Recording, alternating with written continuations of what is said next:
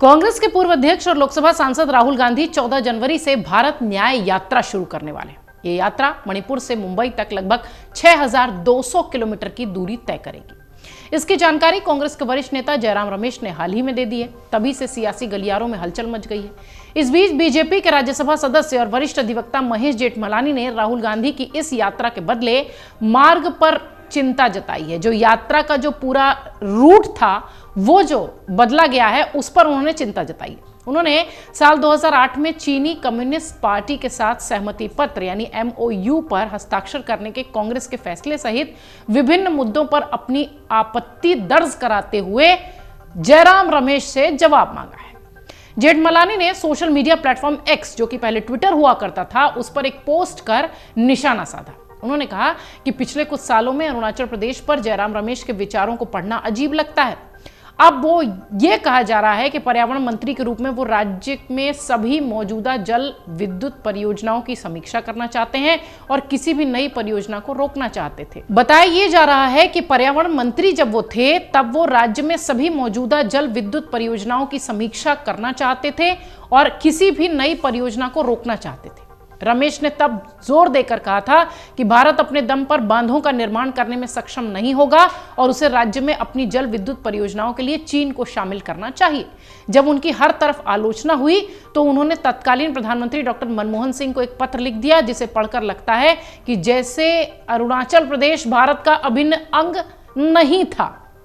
BJP के नेता ने आगे कहा कि राहुल गांधी की भारत जोड़ो यात्रा के बाद जयराम ने इस साल फरवरी में एक और यात्रा की घोषणा की है और इस बार अरुणाचल के पासीघाट से गुजरात के पोरबंदर तक की यात्रा तय की गई है।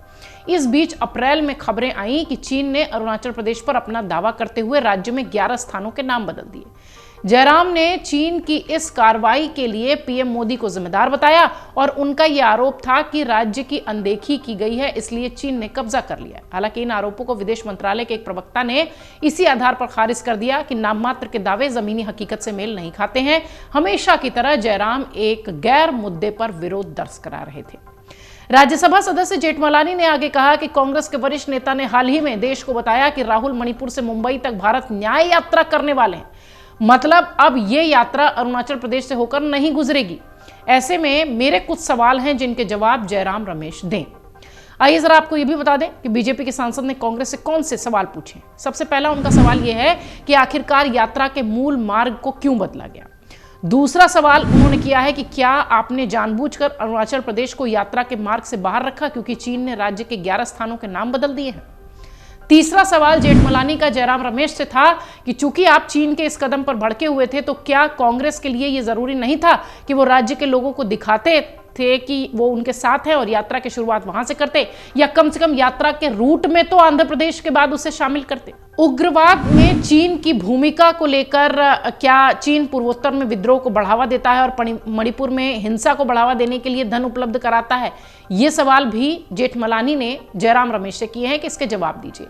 उन्होंने आगे पूछा कि क्या आपको कम से कम एक संभावना के रूप में यह लगा कि इस साल की शुरुआत में मणिपुर हिंसा में चीनी हाथ हो सकता है। छठा सवाल जो जेठमलानी का जयराम रमेश के लिए था वो था कि क्या 2008 में CCCP के साथ समझौता ज्ञापन में प्रवेश करने के लिए कांग्रेस के निर्णय में आपकी व्यक्तिगत रूप से कोई भूमिका रही थी। सातवां सवाल बीजेपी की तरफ से कांग्रेस के लिए है कि क्या आप किसी भी घटना में इससे अवगत हैं। आठवां सवाल कि क्या MOU में ऐसा कहा गया है कि INC अरुणाचल प्रदेश और चीनी समरूपता को मान्यता देता है। क्या आप जानते हैं कि 2008 में केंद्र में सत्ता में रहे एक भारतीय राजनीतिक दल के लिए CCCP के साथ एक समझौता ज्ञापन करना कानूनी था, जो चीनी राज्य का पर्याय है, जिसने 1962 में भारतीय क्षेत्र के एक बड़े हिस्से पर अवैध रूप से कब्जा कर लिया था। अंत में एक बड़ा सवाल जेठमलानी की ओर से जयराम रमेश के लिए है, जिसका वो जवाब चाहते हैं, वो ये कि क्या किसी भी स्थिति में इस समझौता ज्ञापन को पारदर्शिता के सिद्धांत पर सार्वजनिक नहीं किया जाना चाहिए था, जिसके बारे में आप और आपकी पार्टी लीपापोती करती रही। ये सारे सवाल जेठमलानी ने जयराम रमेश से पूछे हैं और इसका जवाब वो चाहते हैं। आपको बता दें कि भारत जोड़ो यात्रा के बाद अब कांग्रेस पार्टी राहुल गांधी के नेतृत्व में भारत न्याय यात्रा निकालने वाली है, जो कि 14 जनवरी से शुरू हो रही है और 20 मार्च को खत्म होगी। ये यात्रा 14 राज्य से निकाली जाएगी, जिनमें मणिपुर, नागालैंड, असम, मेघालय, पश्चिम बंगाल, बिहार, झारखंड, ओडिशा, छत्तीसगढ़, यूपी, मध्य प्रदेश और राजस्थान, गुजरात शामिल है। इस यात्रा के जरिए 85 जिलों में फैली 6200 किलोमीटर की दूरी ये तय की जाएगी।